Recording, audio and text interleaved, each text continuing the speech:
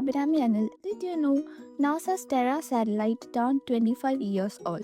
Terra is a passive Earth observing satellite. The purpose is to observe Earth's climate, land, water, and atmosphere over time.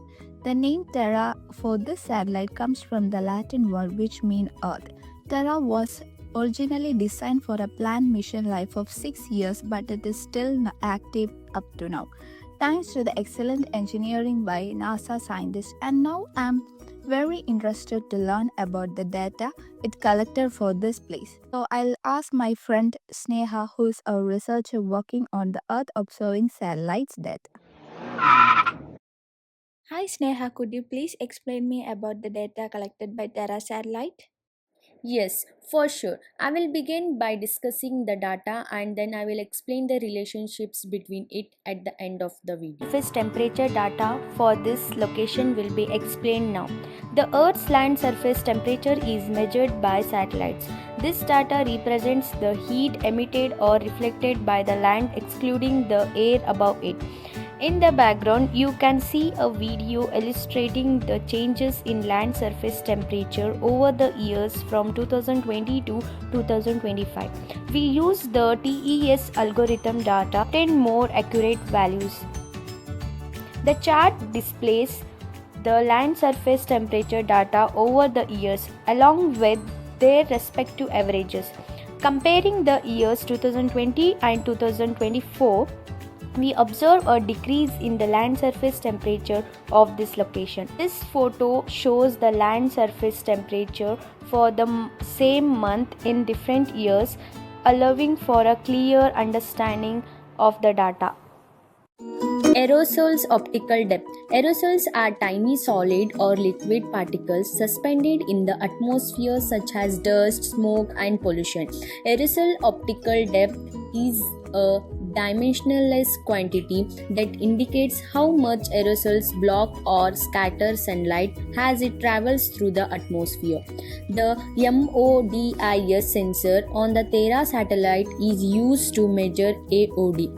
In the chart provided, you can observe AOD values over the years. When comparing the values from 2020 to 2024, you can clearly see the increase in AOD. This information is clearly displayed in the graph. This map provides the average AOD over the years from 2020 to 2024. From this, we can determine which region in major parts of India have high AOD values. This image provides a better view of how AOD changes over the year from 2020 to 2024. Watch a video that shows how AOD changes over the years from 2020 to 2025.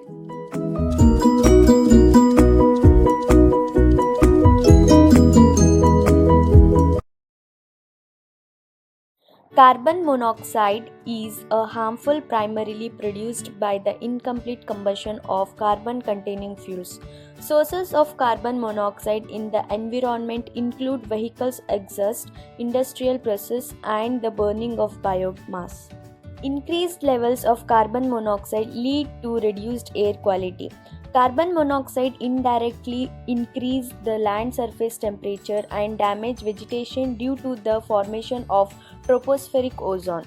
The chart shows the average surface mixing ratio of carbon monoxide. Comparing this ratio over the year 2020 to 2024, we can observe the decrease in carbon monoxide values. This 4 years average map highlights the location with the highest concentration of carbon monoxide. Video demonstrates how the carbon monoxide surface mixing ratio can change over the years.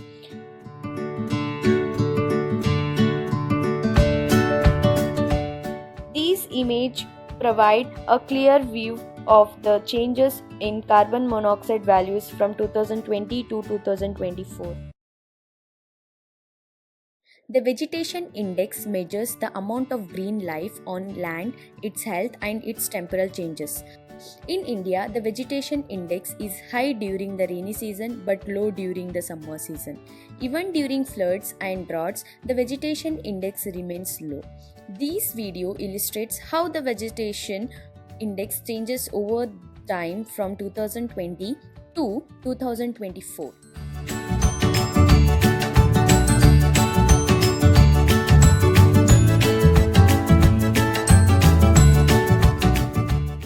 These pictures depict the vegetation index of the particular location at the same months but in different years. Now we will discuss how this data is interconnected.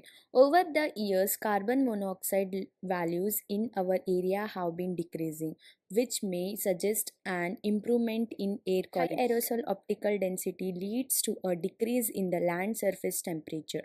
I believe this pattern is observed in our region. Over the year, the aerosol optical density in our area has increased, while the land surface temperature has decreased.